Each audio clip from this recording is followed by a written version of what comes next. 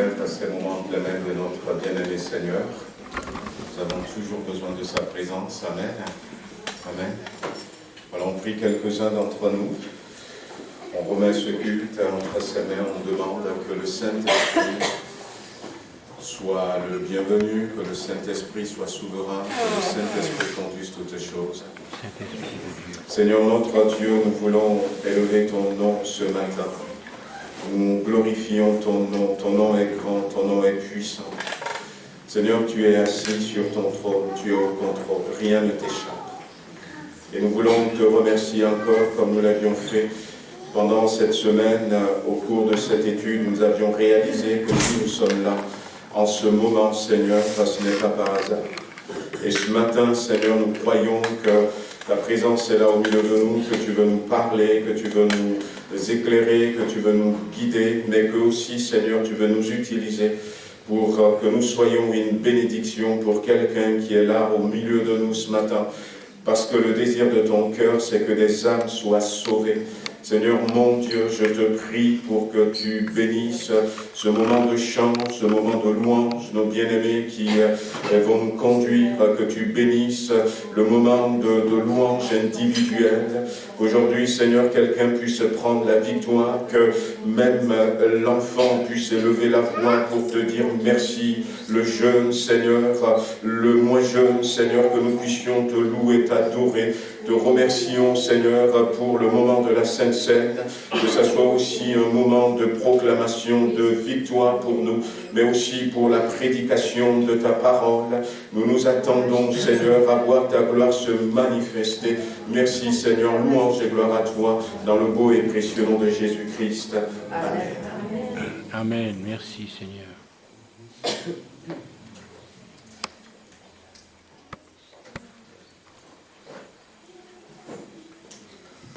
Voilà, bonjour à tous, soyez les bienvenus dans ce lieu. Il est bon de pouvoir se retrouver avec pour seul objectif ce matin d'être 100% disponible pour notre Seigneur. Amen. Alors je vais vraiment vous inviter à laisser de côté tout ce qui pourrait vous empêcher ce matin d'être à 100% ici, dans ce lieu, avec votre Créateur, et que vraiment chacun puisse sentir dans son cœur vraiment le désir d'apporter au Seigneur la louange, l'adoration qui lui est due. Et on va commencer par proclamer le nom de Jésus. Amen. Amen.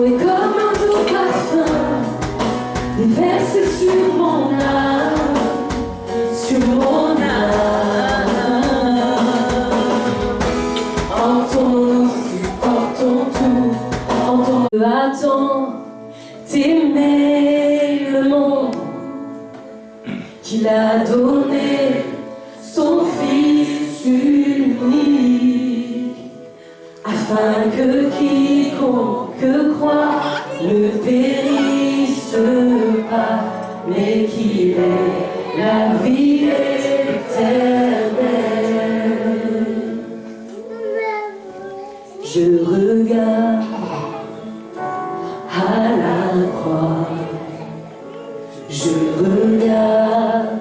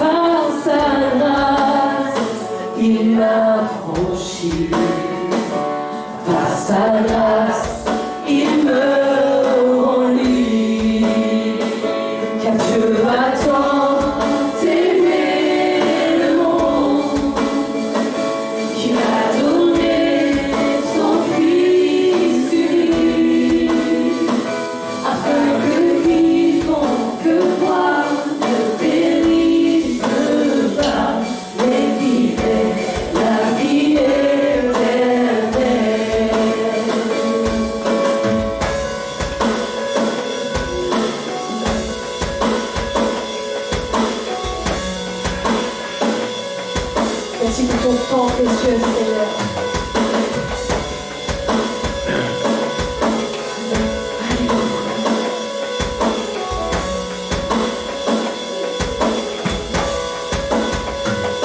Par son sang précieux, il m'a libéré pour la gloire de son saint nom. J'abandonne ma vie pour l'amour de Christ, sa grâce m'a sauvé. Par son sang précieux, il m'a libéré pour la gloire de son saint nom. J'abandonne ma vie pour l'amour de Christ, sa grâce m'a sauvé. Car Dieu a tant aimé le monde qu'il a donné son Fils unique, afin que quiconque croit ne périsse pas, mais qu'il ait la vie éternelle. Car Dieu a tant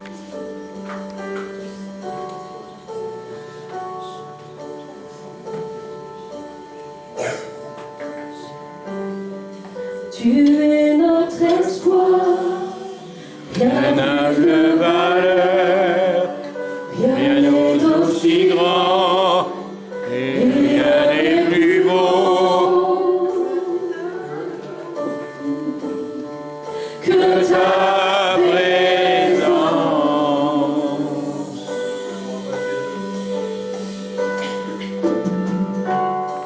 J'ai goûté l'amour le plus doux, mon cœur est enfin libre, et mon disparaît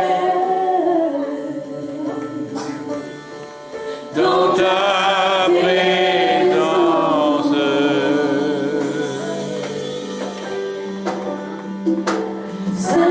Saint-Esprit, tu es le bienvenu. que Ta présence vienne inonder ce lieu. Seigneur, nos cœurs soupirent après ta gloire.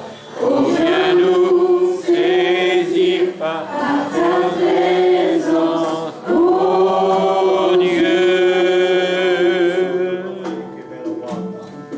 par ta présence, tu es notre espoir. Qui dort du ciel de Tu es mal notre espoir, rien n'a plus de de valeur, rien n'est aussi grand, et rien n'est plus beau que ta présence.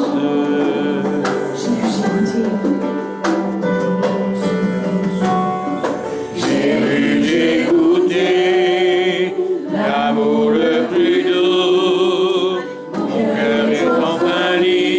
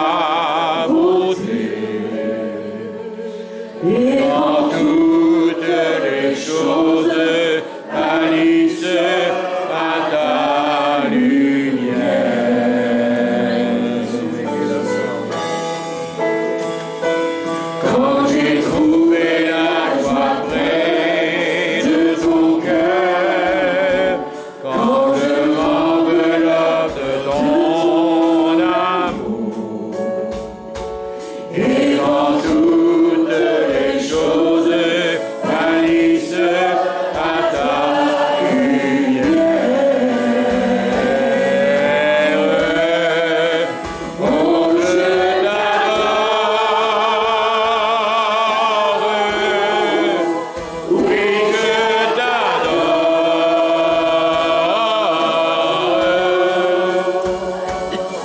Si je vis, Seigneur, c'est pour t'adorer.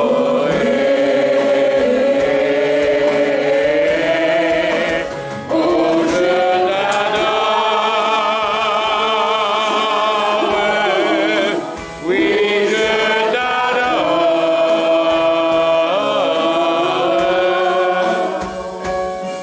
Si je vis, Seigneur, c'est pour t'adorer.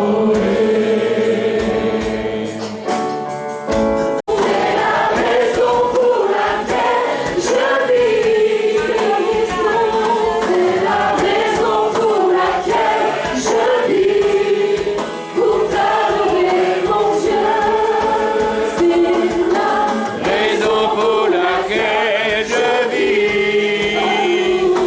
c'est la raison pour laquelle je vis,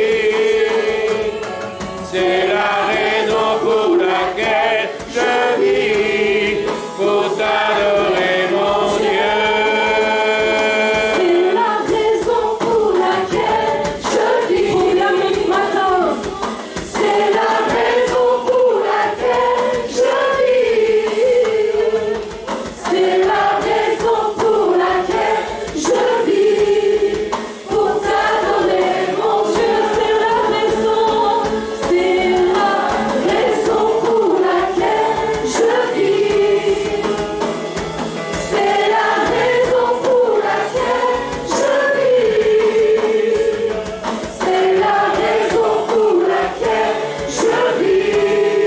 Pour t'adorer mon Dieu. Oh, je t'adore. Oui, je t'adore.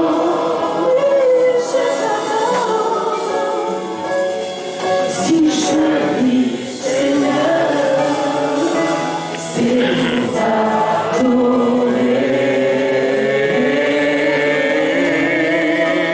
Oh, je t'adore. Oui, je t'adore.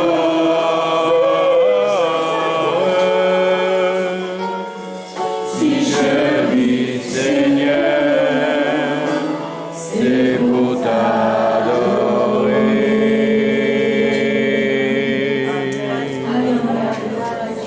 Alléluia. Oh Seigneur, va ton peuple t'adorateur ce matin. Je te disons, nous t'adorons Seigneur, mais c'est la raison pour laquelle nous vivons. Oh Seigneur, sois loué ce matin. Oh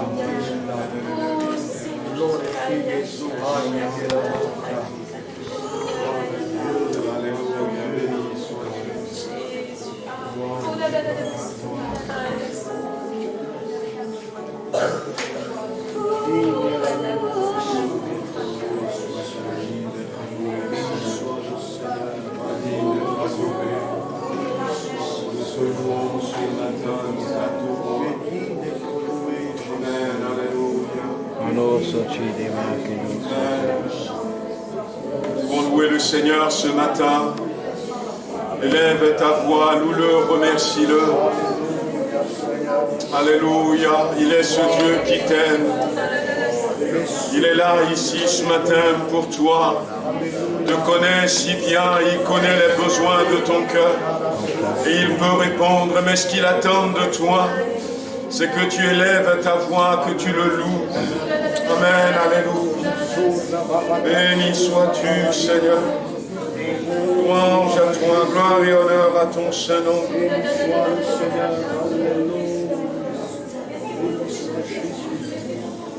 Oui, Seigneur.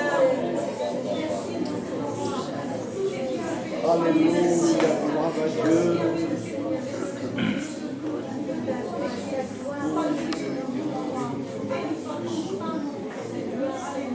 Alléluia, béni soit le Seigneur.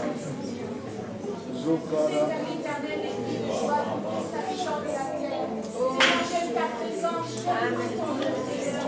C'est là que tu envoies la bénédiction. Amen.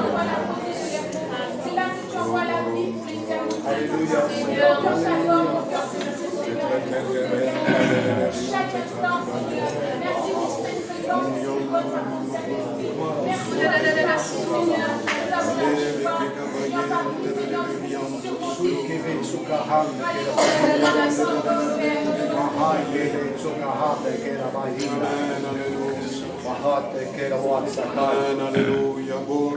Kahitsu kura bakama.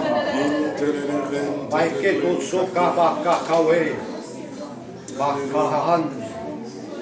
Mahai tuurahai. Maekato surra valahan. La Bible dit dans Ézéchiel chapitre 37, pour ceux qui se rappellent de ce passage, c'est le prophète Ézéchiel qui parle. La main de l'Éternel fut sur moi, et l'Éternel me transporta en esprit et me déposa dans le milieu d'une vallée remplie d'ossements. Il me fit passer auprès de tout autour, et voici, ils étaient fort nombreux à la surface de la vallée, et ils étaient complètement secs. Il me dit, fils de l'homme, ces eaux pourront-ils revivre? Et je répondis, Seigneur éternel, tu le sais. Il me dit, prophétise sur ces eaux, et dis-leur, ossements desséchés, écoutez la parole de l'Éternel. Ainsi parle le Seigneur, l'Éternel, à ces eaux. Voici, je vais faire entrer en vous un esprit, et vous vivrez. Je vous donnerai des nerfs, je ferai croître sur vous de la chair, je vous couvrirai de peau, je mettrai en vous un esprit, et vous vivrez, et vous saurez que je suis l'Éternel. Je prophétisai selon l'ordre que j'ai reçu de l'Éternel, et comme je prophétisais, il y eut un bruit, et voici, il se fit un mouvement, et les eaux s'approchèrent les uns des autres. Je regardais, voici, il leur vint des nerfs, la chair crue et la peau les couvrit par-dessus, mais il n'y avait point en eux d'esprit. Et c'est vrai que l'esprit est important, puisque dans les consignes que Dieu a données à Ézéchiel, à 2 reprises, il va parler de l'esprit qui va venir sur ses ossements. Et Jésus va nous dire, et c'est ce que nous avions aussi dans la Bible, « Il vous est avantageux que je parte. Parce que si je ne pars pas, l'Esprit ne va pas venir. » Et quand il disait ça, il n'était pas encore passé par la croix. Et il va passer par la croix, et puis Jésus va partir, et le Saint-Esprit va venir.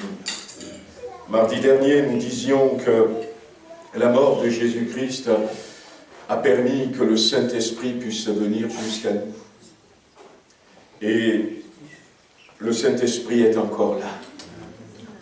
Il est là, et Jésus va nous dire qu'il sera là pour vous rappeler, pour vous rappeler.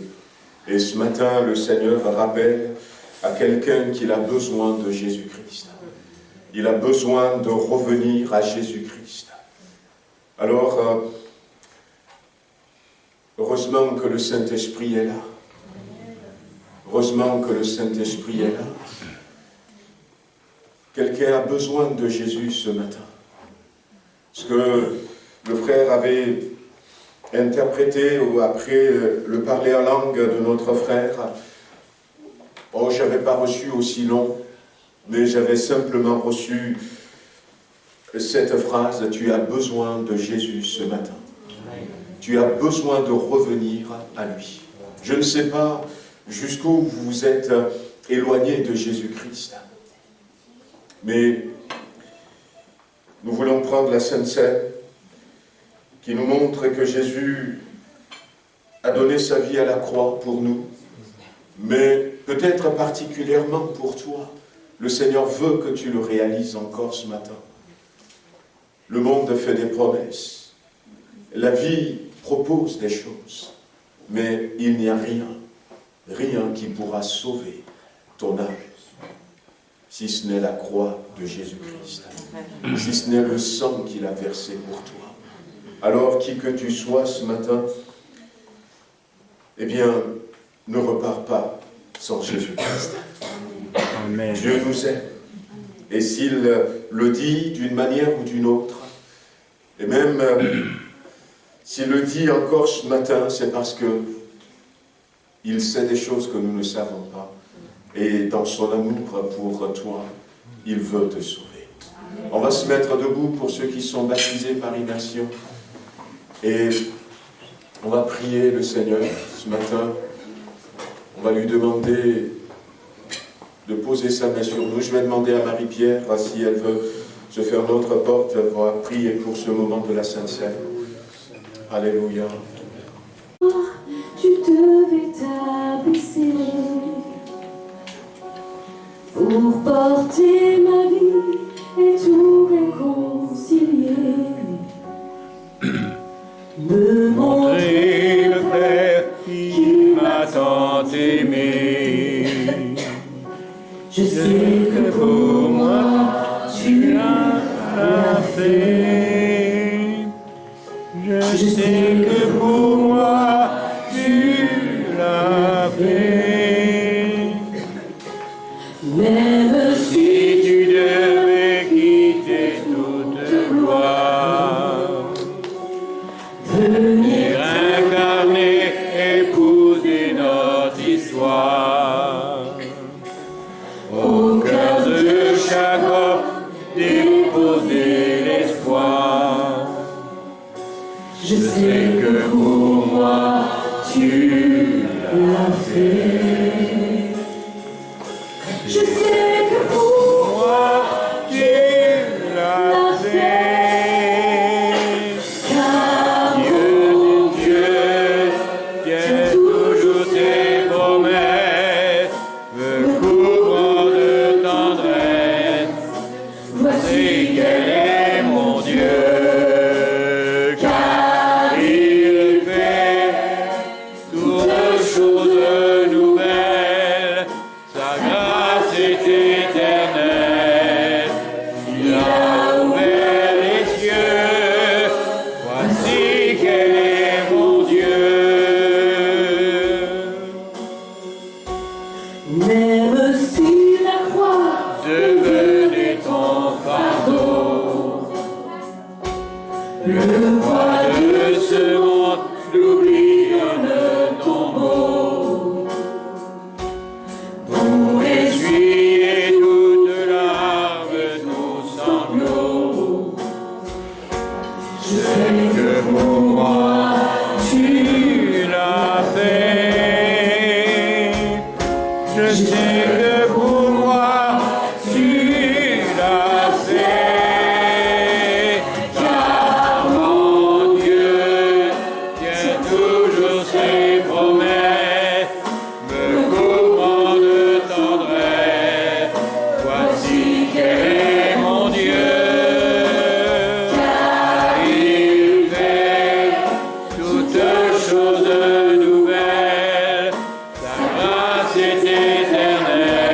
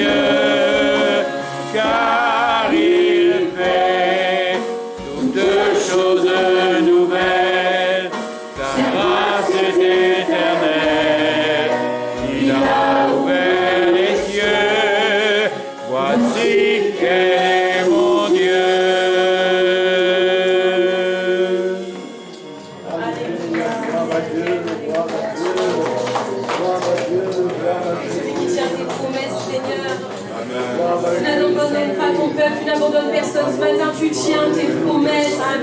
Tu veux le rappeler à quelqu'un d'une manière forte ce matin. Voici quel est mon Dieu. Oh, prends courage ce matin. Reprends la marche ce matin. Saisis les promesses de ton Créateur. N'arrête pas en route, parce que lui, il t'attend. Voilà ce qu'il a fait pour toi. Et il te rappelle ce matin que ses promesses sont encore là pour ta vie. Oh, prends courage. Ressaisis-toi ce matin. N'abandonne pas la marche. N'abandonne pas la marche.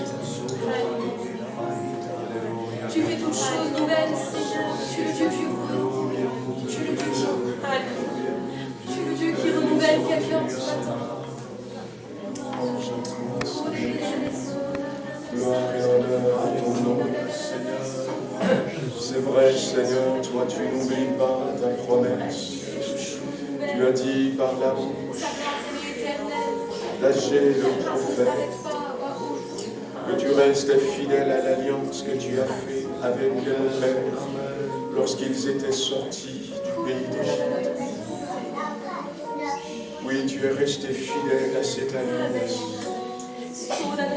Tu n'oublies pas tes promesses, Seigneur.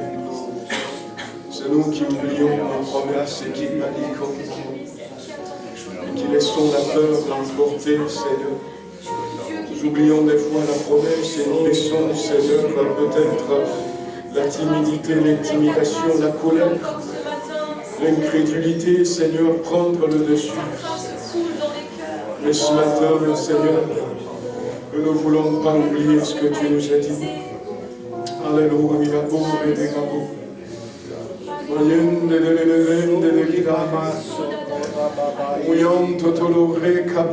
Godi Bodi Santa Dolokos, Chimai Telokod. Hailo de Sitio, Berikere Badeleka, Dalahian Mahabiru. O Khandina Hemenego, di Soto, di Vaya de She. Naiko Dodo Bede de Bente, Sechikanda la Kabu. Ito ino, and nine no nine no.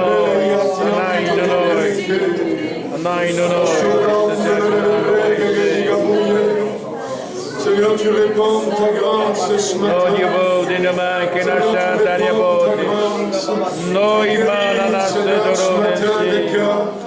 Tu répands, Seigneur, ton amour.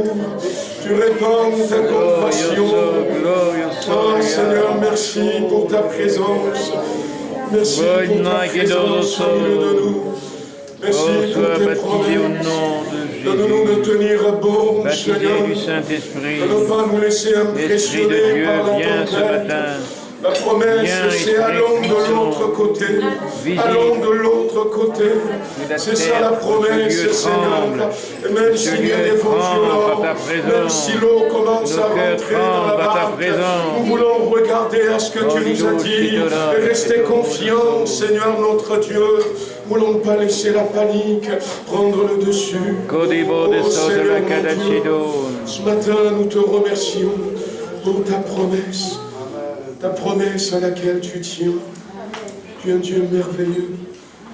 Tu es un Dieu tout-puissant. Béni sois-tu. Louange et gloire à ton Seigneur. Alléluia. Alléluia. Amen. Alléluia. Amen. Gloire à Dieu. On va passer aux offrandes et aux annonces.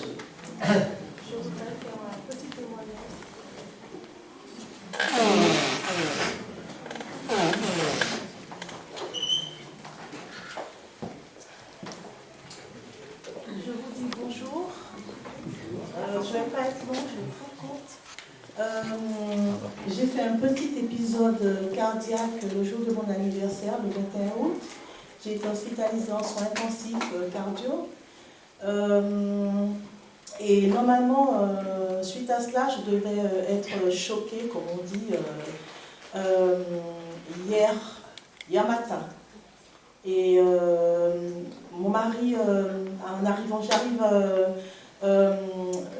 à l'hôpital, Et puis mon mari voit l'infirmière et lui dit mais avant de l'hospitaliser pour la choquer, vous ne voulez pas vérifier avec l'électrocardiogramme si tout va bien, si tout n'est pas rentré dans l'ordre déjà, parce que mon cœur il battait à 180 battements par minute et j'avais vraiment, j'étais pas bien. Et l'infirmière lui dit oui d'accord, ok, oui vous avez raison monsieur. Alors je vais regarder, donc elle m'installe, elle met l'électrocardiogramme et puis elle me dit madame Auclair, vous n'avez pas besoin d'être choquée, tout va bien, tout est rentré dans l'ordre. Donc je vous remercie, j'ai fait court, hein. Je vous remercie parce que vous avez pensé à moi dans vos prières et le Seigneur a mis sa main et m'a fait Amen, grâce. alléluia. Donc ce matin je ne pouvais pas me taire, l'esprit me disait parle. Donc merci Seigneur et merci pour vos prières.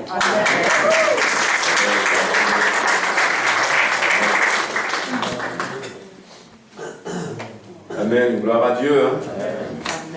Ouais. Dieu entend nos prières. Amen. Alors aujourd'hui, c'est le premier dimanche, donc il y a les enveloppes vertes en plus de nos offrandes que nous pouvons donner.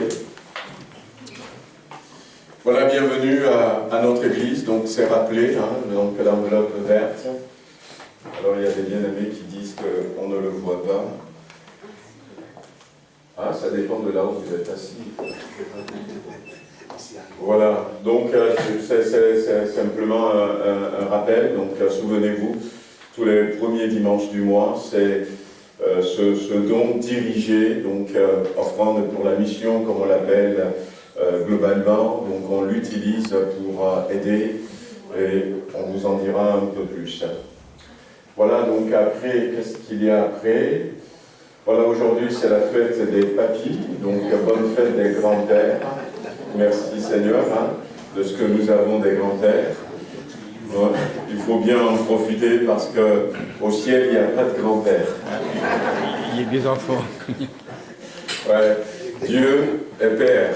On n'a que des enfants et des papas. Voilà. Et je voulais profiter pour souhaiter bon anniversaire à notre cher Gilbert, qui a eu 18 ans hier.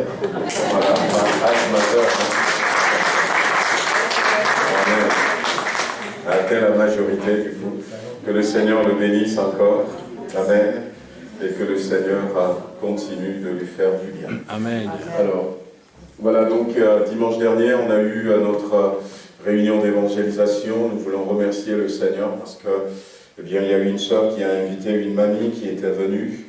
Donc, elle a écouté attentivement et puis tout au long de la semaine, eh bien, on a prié pour elle. On croit qu'une graine a été semée dans son cœur. Amen. Voilà, donc il y a des moments où on annonce l'évangile une seule fois à une personne et la personne donne son cœur à Jésus. Mais il y a des fois où il faut lui dire, il faut lui redire. Et les statistiques disent que la moyenne c'est 8 fois. 8 fois. C'est des statistiques chrétiennes, c'est les Américains qui ont fait des statistiques selon les témoignages que beaucoup de personnes ont donnés ces derniers temps. Donc c'est pour ça, n'hésitons pas à inviter à venir écouter. Et n'hésitons pas à continuer à parler à nos bien-aimés. Si même nous avons l'impression qu'ils ne nous ont pas écoutés une première fois, une deuxième fois, eh bien continuons parce que Dieu est en train de déposer quelque chose dans leur cœur et un bon moment, un beau jour, ça va porter du fruit. Vous rappelez aussi que nous avons nos sœurs qui samedi après samedi sortent pour aller distribuer des prospectus. Il y a aussi Mamie Lily, elle le fait quasiment tous les jours. Mais c'est bien de s'intéresser à l'évangélisation, de prier pour l'évangélisation, et puis quand on peut, si vous le voulez, vous pouvez, donc il y a même un petit groupe qui avait été créé, vous pouvez vous joindre un samedi par mois, pourquoi pas, à ces bien-aimés pour aller distribuer des prospectus. On en a donc en réserve, on a même des Bibles, on a des Nouveaux Testaments, on a des évangiles, on a prévu, et nous voulons que le monde sache.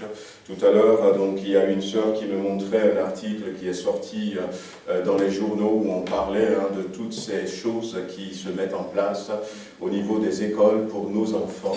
Et la manière dont le journaliste voilà, va écrire l'article pour dire quand même quelque part que eh bien, ceux qui ne sont pas d'accord avec ces choses, eh bien, c'est des gens qui sont contre la société, c'est des gens qui exagèrent beaucoup trop. On voit que le danger grandit et nous pouvons riposter avec la parole de Dieu. Amen. Amen. Amen. Voilà donc, voilà, au niveau de l'Assemblée Générale, donc on l'a reporté donc, d'un dimanche. Au lieu que ce soit le dimanche prochain, ça va être l'autre dimanche, parce que quand j'avais envoyé la dernière fois, je l'avais envoyé un lundi, et dans les statuts, donc pour nos assemblées générales, il faut que ce soit 15 jours minimum, et finalement, j'ai voulu respecter avec le CA ce délai, donc on a repoussé pour que nous puissions être dans le délai. Alors, on verra comment est-ce que le Seigneur, d'ici là, va conduire les choses. On avait repéré, hein, donc on avait un local en vue, un autre même d'ailleurs, mais finalement, ça n'a pas abouti. Mais on est dans une phase de... Alors je vais dire plutôt de recherche super active. Voilà, il y a des visites, hein, on aura même une visite tout à l'heure après notre culte, qui sont programmées pour que nous puissions voir comment est-ce que le Seigneur va conduire les choses. Mais nous voulons vraiment prier pour ce projet. Je sais qu'il y a des bien-aimés qui voudraient que nous restions là, il y en a d'autres qui voudront que nous partions, mais je ne souhaiterais pas personnellement que ça divise l'Église, pas du tout, mais que celui qui a dit « c'est moi qui bâtis l'Église », voilà, qui est aussi au-dessus, eh bien, conduise les choses comme il le voudra. Si au final les choses se goupillent de manière à ce que, eh bien, on voit que Dieu veut que nous partions, que nous partions. Si les choses se goupillent de manière à ce qu'on voit qu'au final Dieu veut que nous restions, que nous restions. Mais il a son plan, c'est lui le maître, mais que le Seigneur nous donne, et bien surtout dans un temps comme celui-ci, de ne pas nous diviser à cause de ça. Voilà donc, alors, essaye de cliquer sur ça pour voir si ça va marcher. Je ne sais pas si ça va marcher là. Si tu cliques sur ce qui est au milieu, tiens. Si tu cliques sur ça et voir, tu fais contrôle, clic, peut-être, pour voir si ça marche.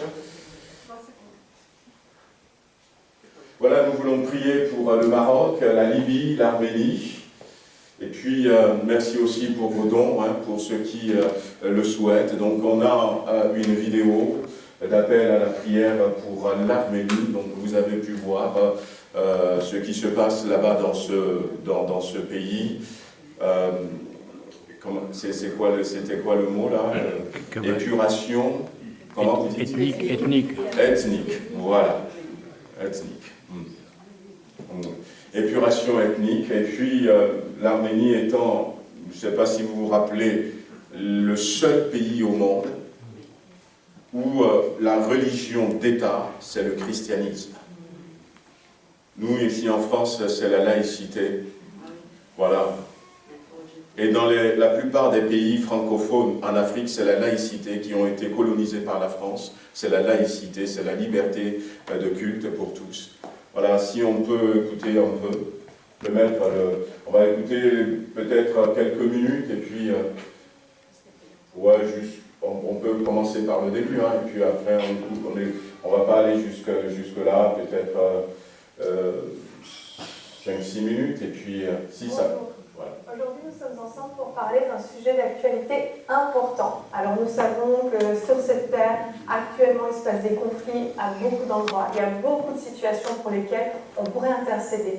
Mais aujourd'hui, on a voulu vous sensibiliser à un conflit qui se passe en ce moment. Vous n'en avez peut-être jamais entendu parler. Peut-être que c'est la première fois même que vous allez entendre parler de ce pays. Il s'agit du pays de l'Arménie qui est actuellement en conflit avec l'Azerbaïdjan. Et aujourd'hui, je vais être avec Aurélie Tchatchou et avec le pasteur Georges Dabot pour parler de ce sujet. Bonjour à tous les deux. Bonjour. Pasteur Georges, merci d'être là. Et pourquoi vous êtes présent aujourd'hui? Non seulement vous êtes arménien, mais vous êtes aussi un peu le pasteur des Arméniens, j'ai envie de dire. Je pense que beaucoup de la communauté arménienne vous connaissent et vous êtes particulièrement sensible à ce qui se passe aujourd'hui. Est-ce que vous pouvez nous expliquer en quelques mots la situation actuelle? Voilà, en fait, le peuple arménien, c'est vrai que ceux qui le connaissent bien, mais en même temps, c'est un petit peuple. Au niveau mondial, c'est peut-être 7-8 millions de personnes, mais historiquement, c'est un peuple qui a une très longue histoire. C'est un peuple qui date de plus de 3000-3500 ans, puisque la Bible nous parle de l'arche de Noé qui est descendue sur la montagne de l'Ararat, qui se trouvait en Arménie. Donc déjà à cette époque-là, on parlait de l'Arménie. Et puis c'est aussi le premier peuple qui, d'une manière unanime et nationale, ont accepté la foi chrétienne comme la foi de leur nation. Et c'était en 301 après Jésus-Christ. Donc le roi s'est converti, la nation entière a reçu des évangélistes et annoncé l'évangile, et c'est devenu le premier peuple officiellement chrétien de la planète. Et il se situe où ce pays pour nous aider? L'Arménie se trouve donc, on va dire, la Turquie, l'Iran, et puis la Syrie un peu plus bas, la Russie en haut, la Géorgie, ça se trouve au milieu.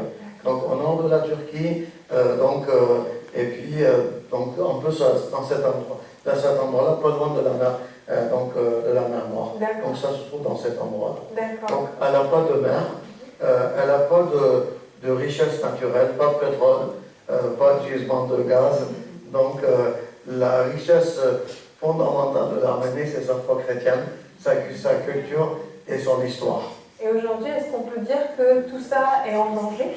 Tout ça, je dirais, j'ai envie de dire oui, en même temps non, parce qu'il y a déjà eu le génocide en 1915, où à ce moment-là, les 2 tiers des Arméniens, ils ont été victimes et ils sont morts. Et il y a juste un tiers qui a survécu, mais ce tiers qui a survécu, c'est la diaspora arménienne aujourd'hui. Donc il y a presque 7 millions d'Arméniens qui ne vivent pas en Arménie.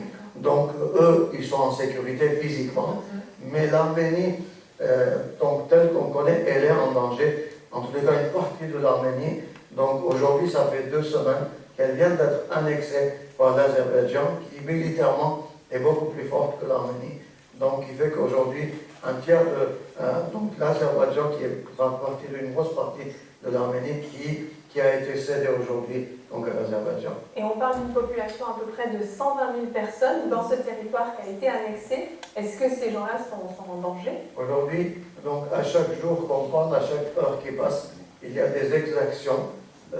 Théoriquement, on dit qu'il y a des Nations Unies, des militaires russes qui veillent à ce qu'il n'y ait pas d'exactions, mais ayant beaucoup d'églises dans cet endroit-là, des écoles, des orphelinats, donc on est en contact au quotidien avec la population et nous savons à chaque jour il y a des violences énormes qui se passent, des décapitations, des enfants sont exécutés devant les yeux de leurs parents pour propager la peur et pour que les gens puissent vraiment fuir et partir le plus rapide en tout abandonnant et en allant vers l'Arménie. Donc, et sachant que cette population, elle a... Bon. Voilà un peu, donc on va vous envoyer, je vais vous envoyer donc le lien pour que vous puissiez suivre. Après, il y aura à partir peut-être de la 10e minute un temps de prière où ils vont déjà prier pour l'Arménie. Il faut savoir qu'au niveau de l'AEP, nous avions prévu une mission déjà pour aller en Arménie fin octobre, donc là on est le 1er octobre. On devrait aller, donc il y aura à peu près 3 pasteurs, voilà, donc c'était une première fois où il y a 3 pasteurs qui vont y aller. On ne savait pas qu'il va y avoir entre-temps ces choses quand on avait pris cette décision, et on va se retrouver le dimanche 22 octobre, la veille du départ. On aura ici un dimanche spécial Arménie. On aura le pasteur Jean-Marc Tcherkeshian qui sera là et puis qui va apporter la parole. Il y aura une autre vidéo qu'on va vous montrer. On aura vraiment un temps. Et puis, on pourrait aussi eh bien, prendre un temps pour prier pour l'Arménie à ce moment-là. Mais en attendant, ben, on priera tout à l'heure un peu déjà pour l'Arménie. Voilà, donc on a aussi quelques annonces de notre association culturelle, les annonces de Kalada Jeff. Donc je ne les ai pas mélangées cette fois-ci. Voilà, on peut les faire suivre. Donc on a ce projet qu'on vous avait partagé. Donc il y avait aussi notre sœur Véronique et sa fille. Elles nous ont expliqué un peu ce voyage qu'elles vont faire bientôt au Sénégal pour soutenir cet orphelinat au Sénégal, à Nianing. Donc je veux le redire encore, vous pouvez participer à ce projet en mettant vos dons dans le tronc qui est là. Si c'est par chèque, c'est à l'ordre du Kalada Jeff et le Kalada Jeff va reverser directement à l'orphelinat au Sénégal. Donc, mais bon, nos sœurs, donc Véronique et sa fille, c'est eux qui porteront le message là-bas au Sénégal pour dire, et là ça c'est purement local, c'est notre Église qui le fait. Au niveau de notre assemblée, vous dire aussi que j'ai reçu les remerciements, mais il va m'envoyer encore un courrier officiel, peut-être que je vais le rencontrer. On est en train de voir le pasteur Zia Oliver du Pakistan. On a envoyé 2000 € au Pakistan pour les aider, donc je remercie vraiment l'Église. Et ça me réjouit de voir que, eh bien, en même temps que nous nous occupons de tout ce qui est ici-bas, eh bien, nous arrivons aussi à aider à gauche et à droite, que le Seigneur soit béni. Voilà, donc il y aura aussi vente de chocolat. Voilà, donc Angie est là aujourd'hui. Tu veux te lever pour que je puisse te connaître. Voilà, ceux qui ne la connaissaient pas, voilà notre sœur Angie. Voilà, je ne te fais pas venir pour faire un discours. Voilà, donc là aussi c'est pour aider nos jeunes. Et puis vous rappelez que notre sœur Muriel, que maintenant vous connaissez, puisque ça fait au moins le 3e dimanche qu'on fait cette annonce, vous pouvez aller pour commander vos trésors quotidiens, vos calendriers pour l'année 2024 auprès de notre sœur. Voilà, donc quelques informations de la GEF, je pense que c'est fini. Ouais, c'est fini. Voilà, on va prier, on prie pour ceux qui sont malades, on prie pour l'Arménie, pour le Maroc. Le Maroc, nous avons été déjà, et on est en train de penser retourner au Maroc, au niveau de l'AEP, c'est ce que je veux dire. On a reçu des dons, on va retourner. Des pasteurs de l'AEP vont retourner au Maroc. La Libye, on n'a pu rien faire parce que c'est très compliqué pour nous d'avoir des contacts dans ce pays. Donc on prie pour la Libye. Et puis voilà, donc il y aura une dernière mission ce mois-ci en Ukraine aussi pour aller voir comment ça se passe sur le terrain. Il y a des gens qui souffrent un peu partout, mais nous voulons vraiment prier pour ces pays qui sont meurtris et surtout pour l'Arménie qui traverse des moments difficiles. Notre frère Momo n'est pas là ce matin et que le Seigneur pose sa main sur lui. Voilà, il se remène tout doucement. Une amie, Chantal Andrea, pour qui nous prions. Et avant tout cela, pourquoi pas tous ensemble remercier le Seigneur pour notre sœur Sandra et puis remettre les autres entre tes mains. Amen. On prie tous ensemble. Seigneur, nous voulons te remercier pour le beau témoignage de notre sœur Sandra, parce que tu as posé ta main, Seigneur, tu as guéri son cœur. Oh, louange à toi, gloire et honneur à ton Saint-Nom. Et c'est bien qu'il y ait eu cette demande.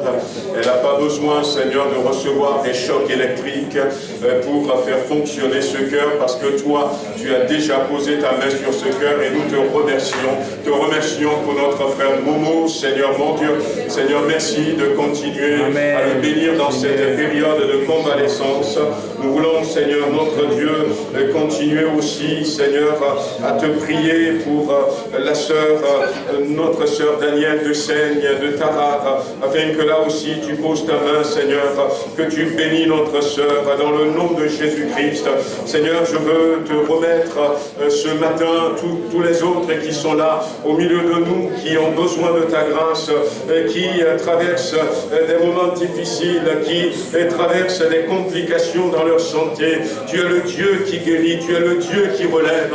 Seigneur, que ce soit une personne âgée, Seigneur, que ce soit même un enfant, un bébé, Seigneur, nous les portons devant le trône de la grâce. Ce matin, nous te demandons de poser ta main, viens glorifier ton nom. Dieu de miracle, tu es vivant, tu agis encore, Seigneur. Nous voulons entendre d'autres témoignages, dimanche après dimanche, de ta bonté, de ta grâce, de ton secours. Nous voulons remettre exceptionnellement l'Arménie entre tes mains. Nous prions, Seigneur, que tu secours ces bien-aimés qui sont poursuivis par une armée étrangère. Tu vois ce qui se passe, tu vois les exactions dont il est question. Le Seigneur vient toucher le cœur de ces bourreaux, vient les convertir dans le nom de Jésus-Christ, et vient permettre, Seigneur, que ceux qui ont fui, peut-être 60 000 personnes, peut-être 100 000 personnes, c'est toi qui connais le nombre exact, puissent trouver, Seigneur, un lieu où poser leur tête, Seigneur, pourvois dans le nom de Jésus-Christ. Tu es le Dieu de miracles, Seigneur, et nous les remettons entre tes mains. Et prions ce matin pour tous ceux qui sont blessés, ceux qui sont meurtris, Seigneur, que leur foi ne défaille pas. Au nom de Jésus-Christ, que cette nation dise, on veut rester une nation chrétienne, on veut rester une nation qui invoque le Dieu du ciel, et même si toutes les autres nations autour de nous ne sont pas chrétiennes, donne-leur de rester chrétiennes, au nom de Jésus-Christ, que leur foi ne défaille pas, dans le beau et précieux nom de Jésus. Amen. Amen. Alléluia. Amen. Gloire à Dieu. Que le Seigneur nous bénisse aussi à l'écoute de sa parole. Alors, ce matin, je voudrais nous amener dans Jean chapitre 17. On va lire quelques versets.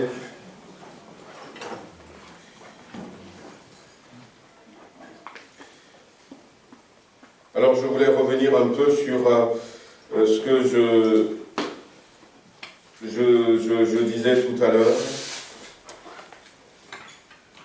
Je voulais vous confesser quelque chose, c'est que je n'avais pas partagé avec vous. J'avais reçu 2 paroles de la part du Seigneur lorsque nous avons débuté cette année, même un peu avant, j'avais reçu une parole, et puis cette parole, je l'avais donnée tout de suite aux musiciens, puisque je l'avais reçue la veille, où je devais adresser une parole aux musiciens, où je leur avais dit, mais cette parole, je vous l'avais apportée aussi, brièvement, en disant, Dieu m'avait dit que les choses, cette année, cette rentrée, ne vont pas se passer comme on l'imagine. Donc j'avais dit cette parole que le Seigneur m'avait dit, ce n'est pas des paroles de la Bible, mais voilà, c'est le Seigneur qui l'avait mis à cœur. Et pour développer un peu cette parole, c'est comme si le Seigneur me disait, vous serez surpris de la manière dont les choses vont se passer. Vous penserez que les choses vont se passer d'une certaine manière, mais les choses vont se passer d'autre manière. Et cette surprise, j'étais convaincu dans cet échange que j'avais fait avec le Seigneur, si le Seigneur ne l'avait pas dit, j'étais quand même convaincu que, eh bien, ça allait se passer, ça allait commencer au mois de septembre. Et j'observe. Vous savez, Dieu nous parle, et puis nous avons chacun un appel qui peut être des fois local, qui peut dépasser le local. Et moi, je vois un peu. Donc il y a cette parole que le Seigneur nous a dit. Mais vous savez, quand Dieu parle, tantôt d'une manière, tantôt d'une autre, c'est pour 2 choses. Soit Dieu nous informe, tout simplement, pour que nous soyons au courant, puisque la Bible dira dans le prophète Amos que l'Éternel Dieu ne fait rien sans le révéler d'avance à son serviteur, le prophète. Donc Dieu veut nous informer, et il aime le faire. Pourquoi? Parce qu'il est Dieu.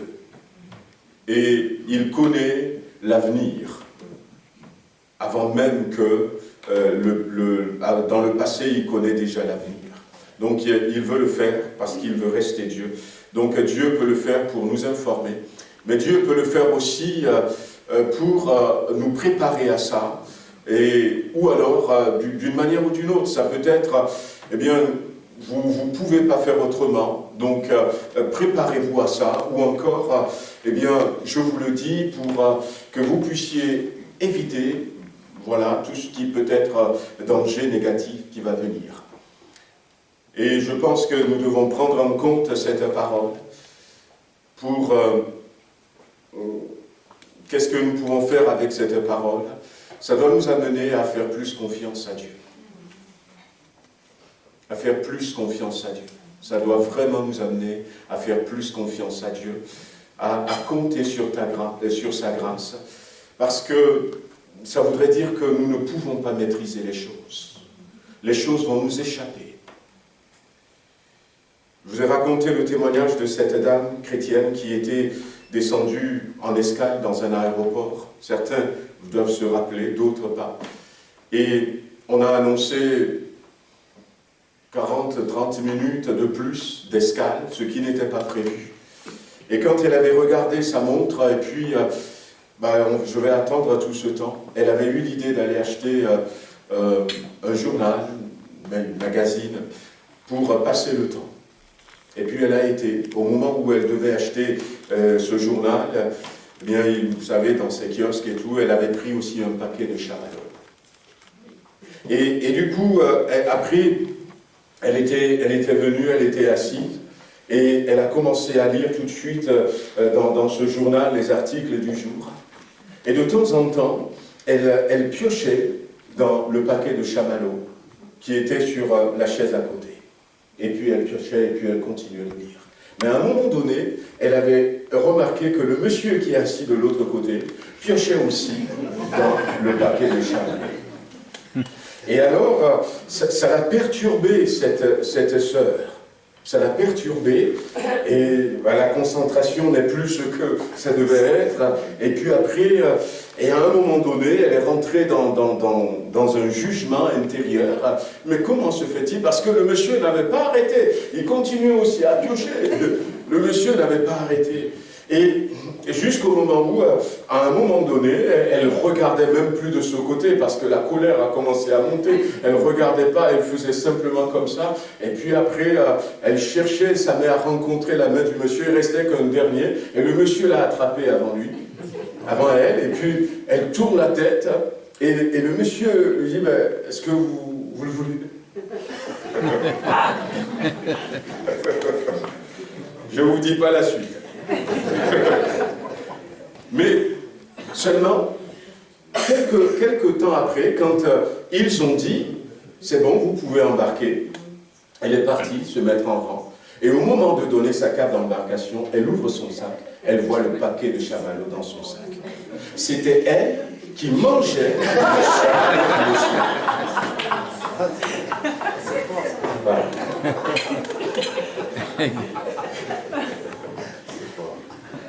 Et chrétienne,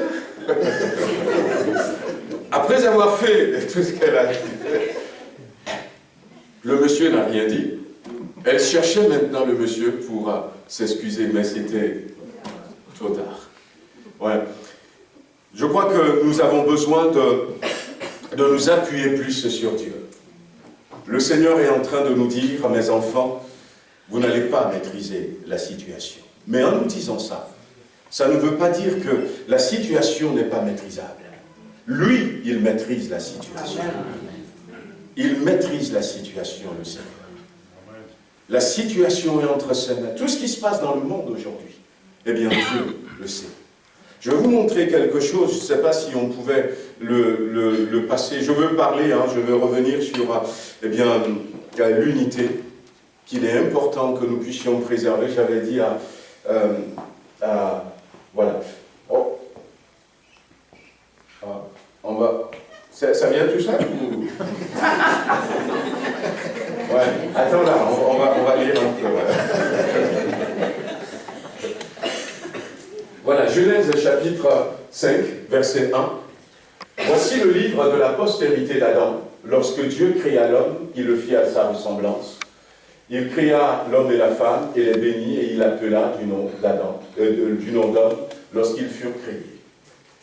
Alors ça c'est le verset 1 et verset 2 de Genèse chapitre 5. Je n'ai pas voulu copier tous les chapitres. Ce que je voulais vous montrer se trouve dans 2 chapitres. Le chapitre 5 de Genèse et le chapitre 11 de Genèse. Mais le temps est trop long. Et après, j'ai pris certains versets qui m'intéressaient. Adam, âgé de 130 ans, engendra un fils à sa ressemblance, selon son image, et il lui donna le nom de Seth. Il faut savoir que quand Dieu a créé Adam, c'est ce que Moïse est en train de nous dire ici en écrivant ça. Entre-temps, il y a eu la naissance de Caïn. Entre-temps, il y a eu la naissance d'Abel. On ne savait pas à quel âge ils étaient nés, Caïn et Abel, avant Seth. Mais on sait ce qui s'était passé. À un moment donné, eh bien, Caïn va être jaloux de son frère Abel, et finalement, Caïn va être le premier meurtrier, va tuer son frère. Ça c'est peut-être mais la Bible est partie de Seth. La Bible est partie de Seth, puisque la Bible dit à partir de la naissance de Seth, c'est à ce moment-là que les gens ont commencé à invoquer le nom de Dieu. Alors, donc, tu peux continuer maintenant. Voilà, donc Adam âgé de 130 ans engendra Seth. Seth âgé de 105 ans va engendrer Enoch. Enoch âgé de 90 ans engendra Kénan. Kénan âgé de 70 ans engendra Mahalalel. Et Mahalalel âgé de 65 ans engendra Jéred. Jéred âgé de 162 ans engendra Enoch. On peut continuer. Enoch, âgé de 65 ans, va engendrer Métouchéla, et Métouchéla, âgé de 187 ans, va engendrer Lémec. Ça se suit. Vous aviez peut-être lu ça. Et j'avais fait un calcul dans la semaine, là, j'ai été chercher ma Bible d'Arbis. Bon, en fait, c'était quand je l'avais acheté que j'ai fait le calcul dedans. Et on s'arrête là. Quand on prend... Donc, Adam avait 130 ans. Au départ. Donc, il a été, depuis sa naissance, 130 ans. On prend les 130 ans, il a donné naissance à 7, on rajoute 105, et puis ainsi de suite, jusqu'à Méthusélah, ça fait 874 ans. C'est-à-dire que quand Méthusélah a donné naissance à Lémec, eh bien, ça faisait 874 ans que Dieu a créé Adam. Mais on va continuer. On va continuer un peu dans le chapitre 5 et puis dans le chapitre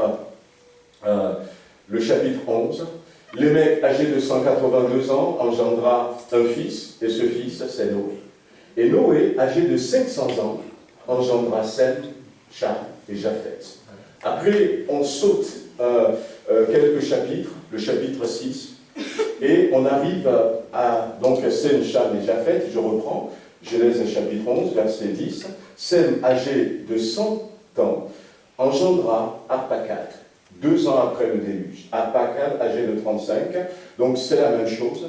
Et on arrive jusqu'à Térak, âgé de 70 ans, qui engendra Abraham ou Abraham. Voilà, Nahor et Haran. On n'a sauté aucune génération depuis la création d'Adam. Et j'ai pris les 874 qui étaient derrière, et j'ai rajouté 182, les 500 ans, les 100 ans, 2 ans, 30, 35, 30, 40, 30, 34, 30, 32. Et figurez-vous qu'à la naissance d'Abraham, Abraham était né en 1900, on retourne en arrière, 1948. Ah oui, c'est une date. C'est une date. C'est une date. C'est une date. Abraham était né 1948 ans après que Dieu a créé. Et simple coïncidence, peut-être, On ne le sait pas. Mais l'État d'Israël est né en 1948. Et Abraham, il est considéré comme le père d'Israël. Celui au travers de qui la nation d'Israël va venir, eh bien, il était né. Et coïncidence divine, peut-être. C'est pour vous dire que, même si nous, on ne maîtrise pas, faisons confiance à Dieu, parce qu'il maîtrise tout. La Bible nous dit que ce qui a été... Tu peux passer l'autre diapo. Et on s'arrête là, vous voyez, 75 plus 1948, revient en arrière. On est en 2023. 75, c'est quoi? C'est à 75 ans que Abraham est sorti de Charan.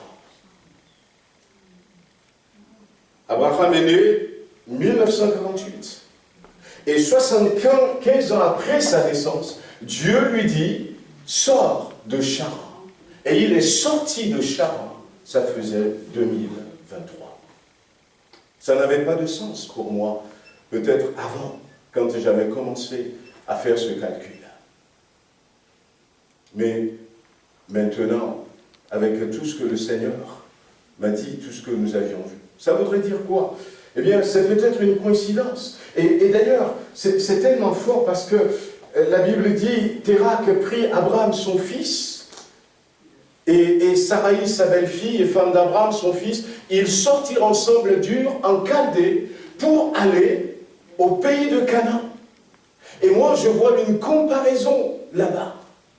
Mais ils vinrent jusqu'à Charan, et ils habitèrent à Charan.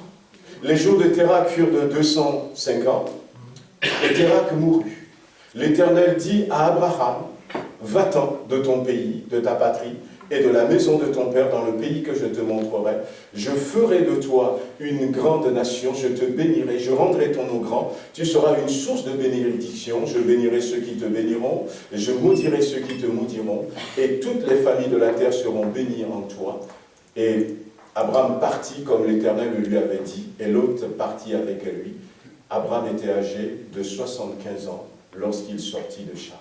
Alors, ce qui n'est pas marqué là, dans ces quelques versets que nous avions lus, que vous pouvez retrouver, c'est que Étienne, dans le Nouveau Testament, va nous raconter à nouveau cette histoire, et va nous la raconter un peu différemment. Étienne va dire, dans Actes chapitre 7, vous pouvez le relire, Étienne va dire que quand Dieu a parlé à Abraham, ou Abraham ici, ils étaient encore à Ur en Chaldée. Et quand ils sont sortis de Ur en Chaldée, et d'ailleurs, Moïse l'a dit, ils sortirent ensemble d'Ur en Chaldée pour aller au pays de Canaan. Nous, notre destination, c'est quoi? C'est le ciel. Avant même de prendre l'Égypte comme image du monde, nous pouvons prendre Ur en Chaldée comme l'image du monde, où on adore des idoles. Et Dieu dit à Abraham, sors de ce pays pour aller dans un autre pays. Dieu nous dit à nous, sortez du monde. Et notre destination, c'est le ciel. Seulement, ils n'ont pas été directement au ciel, à Canaan. Ils se sont arrêtés à Charan. Mais ils ont fait combien d'années à Charan? 2 ans. 2 ans. Or, 2 ans aux yeux de Dieu correspond à 2000 ans. Et au bout de 2000 ans, à 75 ans, Abraham sortit de Charan.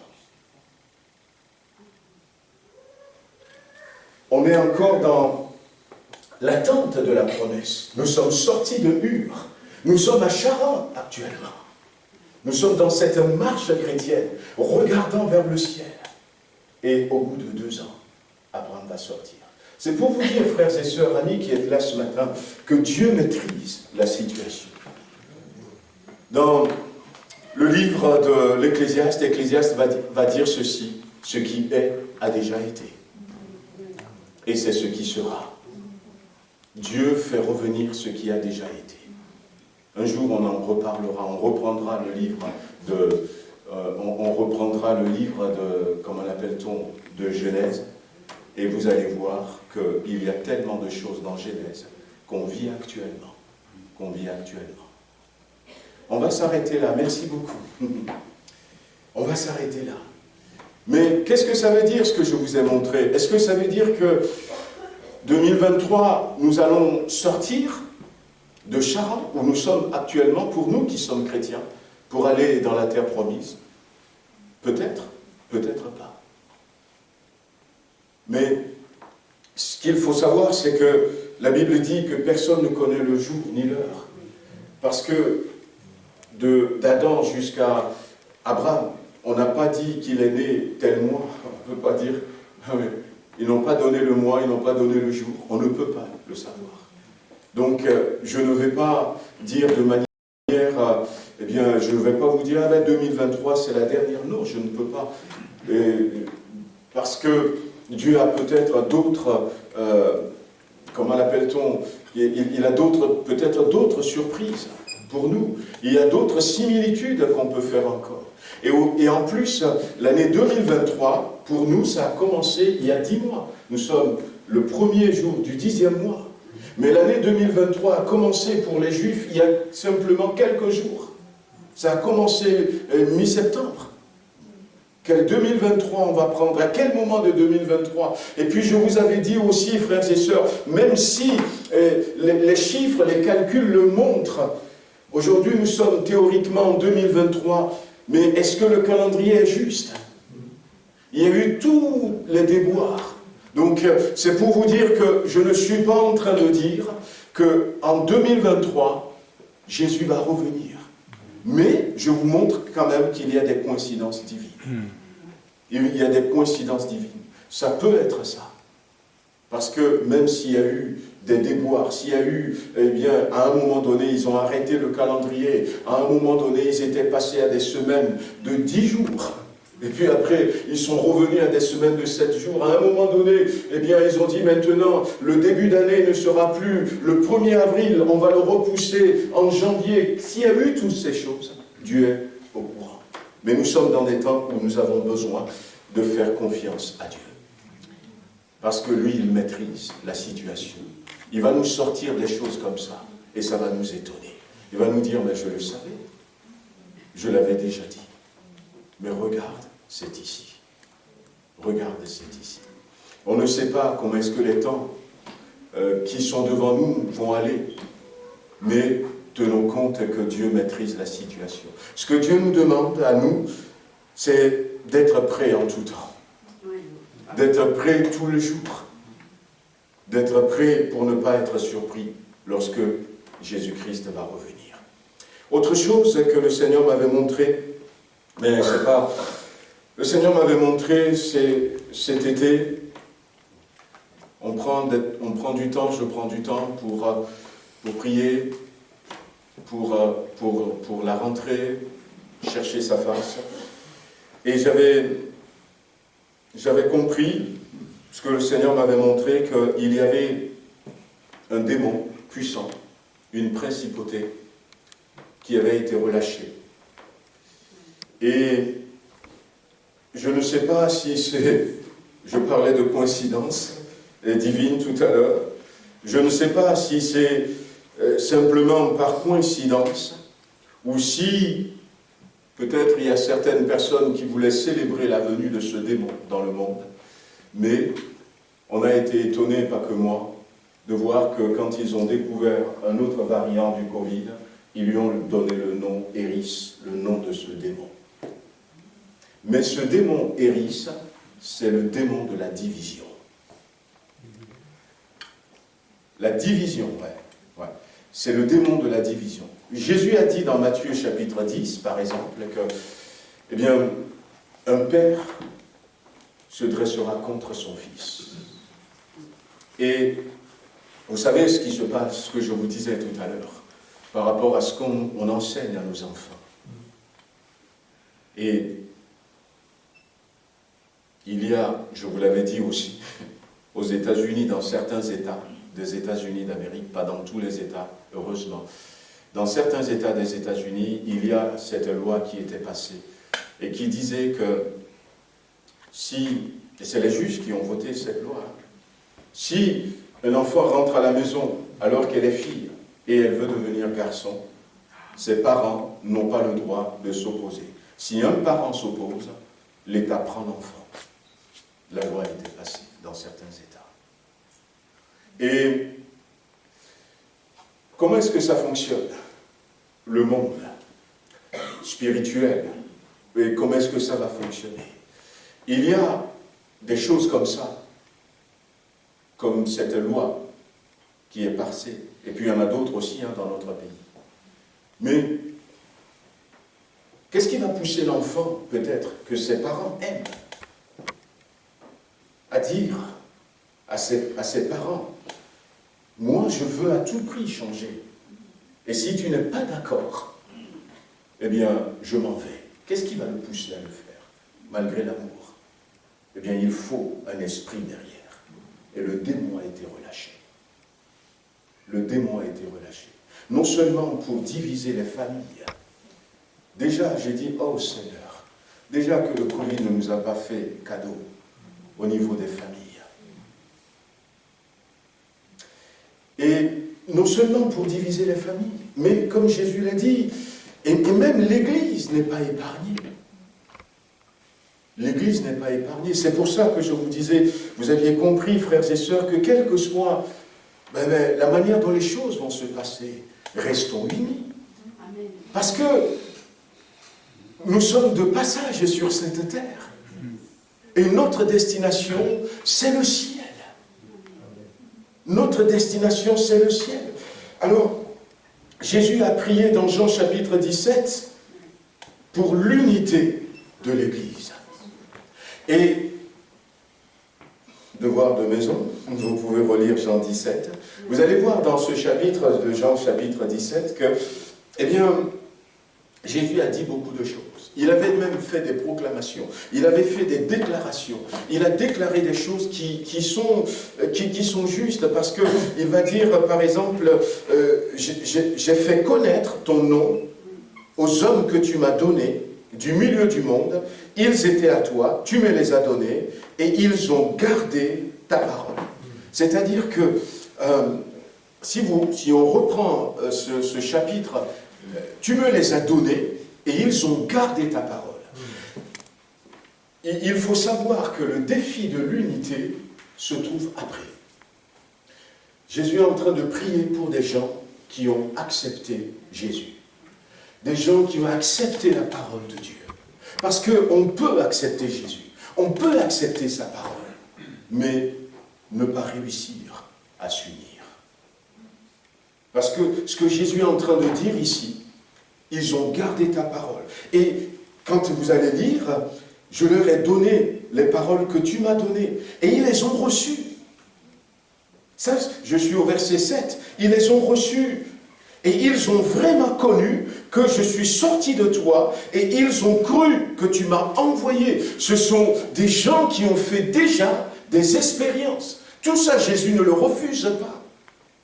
On ne va pas dire peut-être, eh bien, tu as besoin de connaître Jésus pour que l'unité soit automatique. Parce que ces gens-là, ils ont connu Jésus. Ils savent. Et c'est seulement après que Jésus va prier pour eux. Va dire, je veux qu'ils soient un. Je veux vraiment qu'ils soient un. Et ce n'est pas pour eux seulement, le verset 20, que je prie, mais encore pour ceux qui croiront en moi par leur parole, afin que tous soient un, comme toi, Père, tu es en moi, et comme moi je suis en toi, afin que eux aussi soient un comme nous, pour que le monde croie que tu m'as envoyé. Dans ces derniers temps, le défi de l'unité, elle est importante parce que on ne sait pas, peut-être trop. Là, au niveau des assemblées de Dieu, on va continuer. Et puis, Dieu est souverain, il n'a qu'à faire comme lui l'a décidé. Mais pour autant, comme on ne connaît ni l'heure ni le jour, on va continuer de travailler. On va continuer d'évangéliser. On va continuer de prêcher la parole. On va continuer d'implanter des églises. On va continuer dans les rues pour dire aux gens, donnez votre cœur à Jésus. On va continuer d'aider, de prier pour les malades, de soutenir. Et au niveau des assemblées de Dieu, on va déclarer dans quelques jours, on va déclarer officiellement l'ouverture de 10 années fantastiques, que nous voudrons fantastiques, et même 33, où nous voulons, eh bien, pendant ces 10 ans qui sont devant nous, passer, eh bien, à réussir à gagner 1 milliard de personnes pour Jésus. Un peu partout dans le monde. C'est un projet grandiose, mais on ne peut pas ne pas dire, eh bien, parce que je savais ça, je ne vais rien faire. Non. Et comme je dis souvent, sur Villefranche, intramuros, on a 35 000 personnes qui ont besoin de Jésus. 35 000 personnes qui ont besoin de Jésus. Et on veut aller. On veut aller. Mais Jésus dit ici, c'est Jésus qui l'a dit. On va déployer des choses, on va mettre de l'argent. On va mettre de l'argent. Peut-être qu'on demandera à chacune de nos églises de contribuer à cet effort pour que nous puissions nous projeter et commencer déjà à gagner, parce qu'on voulait en 10 ans gagner 1 milliard. Et moi je dis, mais Seigneur, dans ces 1 milliard qu'ils veulent gagner, eh bien moi je veux qu'il y en ait plusieurs millions en France. Et on aura besoin de finances, on pourra peut-être, je ne sais pas, mais on pourra demander à nos églises de contribuer, on vous demandera de sortir et pour aller évangéliser. Nous avons un projet de distribution de Bible au mois de décembre avec les autres églises évangéliques et même les protestants et les catholiques aussi qui ont dit, mais ça nous intéresse sur Villefranche. On aura des choses à faire, mais Jésus est en train de dire ici que s'il n'y a pas l'unité, le monde ne croira pas que tu m'as envoyé. Que tu m'as envoyé. C'est pour ça que, frères et sœurs, amis, nous avons besoin de tout faire.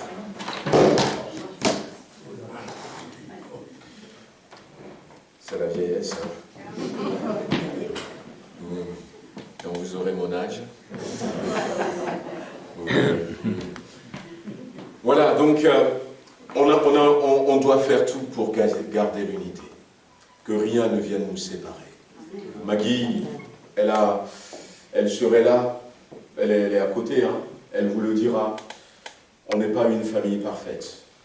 Mais mon papa a voulu que nous soyons une famille unie. Et on est une famille comme les autres. Et il y a des moments où, eh bien, je pouvais me mettre en colère contre mon grand frère. Et puis je veux dire, mais voilà, je ne vais pas chercher à l'appeler. On arrive, il y a des désaccords.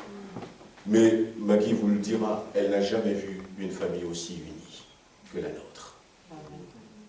Parce que mon papa nous avait dit, faites tout pour préserver l'unité. On n'est pas d'accord sur certaines choses. Et certaines choses, il y a eu des moments où, voilà, donc j'ai dit, non, je ne lâche pas. Il y a eu des moments où les autres ont dit, eh bien, nous, on ne va pas lâcher. On a, tout comme une famille, on a tous nos soucis. Mais on a su et on prie chaque fois pour l'unité. Et ça nous aide dans notre foyer, dans notre couple. Parce que, comme vous le savez, pour ceux qui sont mariés, eh bien, il y aura toujours des défis dans les couples, dans les foyers. Il y aura toujours des choses. Mais, écoutez, le Seigneur nous a appris. Alors, je voulais mettre ça sur votre cœur parce que je pense que si je le garde que pour moi, et je prie pour vous par rapport à ça, et je prie pour mon Église en disant, Seigneur, mais garde mon Église dans la paix. Les éléments qui vont nous aider à garder l'unité, c'est la paix. Heureux ceux qui procurent la paix, car ils seront appelés fils de Dieu. Les éléments qui vont nous aider à garder l'unité, c'est l'amour. L'amour. L'amour comme décrit par l'apôtre Paul dans 1 Corinthiens chapitre 13. Vous connaissez ces versets peut-être pour quelques-uns d'entre vous, on peut le relire. voyez-vous, l'apôtre Paul aussi va nous surprendre. Il nous surprend vraiment et il nous dit que même si je parle le langage non pas des anges, si je n'ai pas l'amour, je ne suis rien. L'apôtre Paul ira jusqu'à dire ça. Wow. Et il va dire à un moment donné, même si je donne mon corps pour être brûlé. Vous connaissez ces quelques versets. Quand je parlerai les langues des hommes et des anges, si je n'ai pas l'amour, je suis un airain qui résonne ou une cymbale qui retentit. Et quand j'aurai le don de prophétie, wow, qu'est-ce que ça m'a joué des tours, le don de prophétie. Quand la sœur, elle a dit, le Saint-Esprit m'a dit, Lolo, c'est toi, Laura.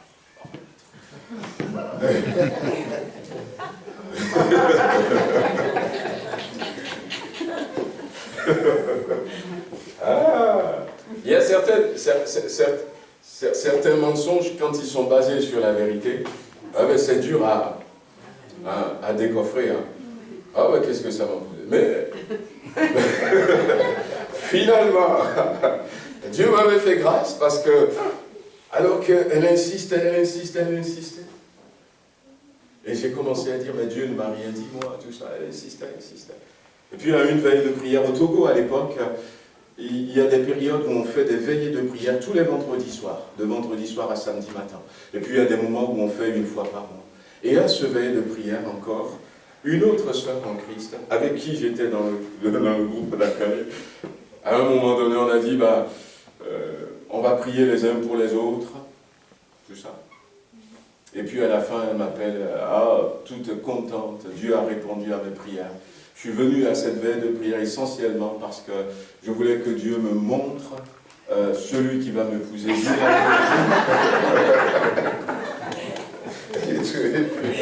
Je me suis retrouvé entre deux prophéties. J'ai demandé des signes à Dieu, me disait-elle. Eh bien, en tout cas, bon.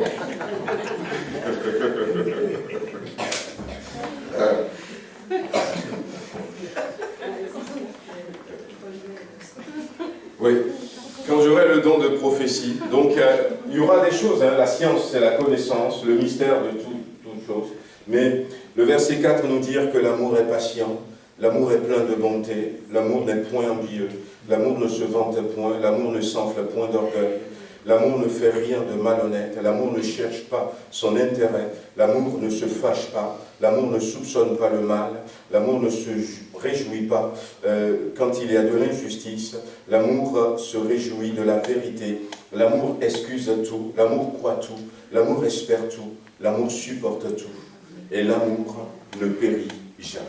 Amen, donc, alléluia. Ça a été un peu comme ça, très vite, mais gardez ces éléments de la Bible qui nous montrent que Dieu maîtrise tout.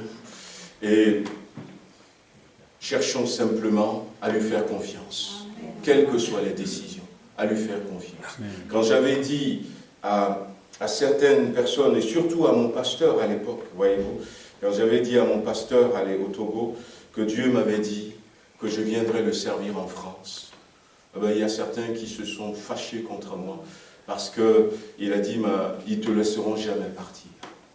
Et j'ai dit, je fais confiance à celui qui a dit la parole. Ah oui. Je ne vais pas utiliser de stratagème, tout ça. Faisons confiance à Dieu. Et cherchons à préserver la paix. L'apôtre Paul dit, soyez en paix, tant que cela dépend de vous. Et puis, recherchons cet amour. Après, le Seigneur va nous aider, d'une manière ou d'une autre. Il va nous aider, il va nous conduire, il va nous surprendre. Mais surtout, et je crois que cette phrase, vous allez me l'entendre le dire souvent, en faisant comme ça, nous allons nous sauver nous-mêmes et nous allons sauver ceux qui sont autour de nous. Parce que les temps sont mauvais. Vraiment, je ne sais pas ce qu'il faut penser de ces dates que je vous ai montrées. Je ne sais pas du tout. Je ne vous dis pas que c'est dans quelques jours, dans quelques mois. Je ne sais pas. Mais Je vous dis aussi qu'il y a des choses qui se passent sur le plan spirituel pour que les ténèbres se manifestent de plus en plus sur la terre. Et ce n'est pas du tout le moment pour nous de perdre cet élément essentiel qu'est l'unité. Amen.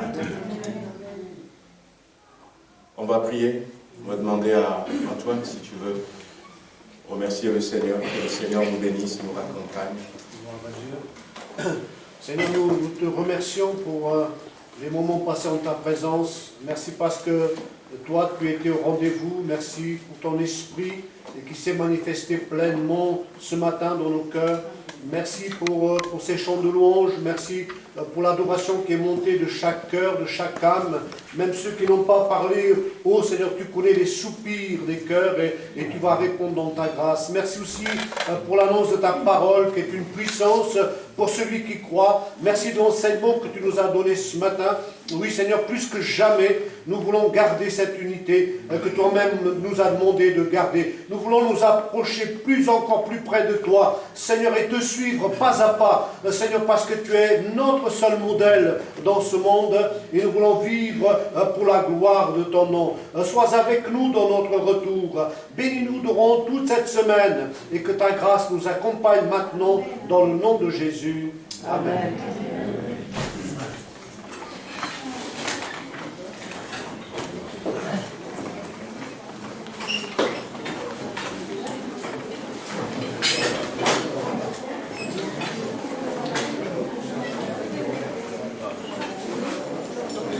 Amen.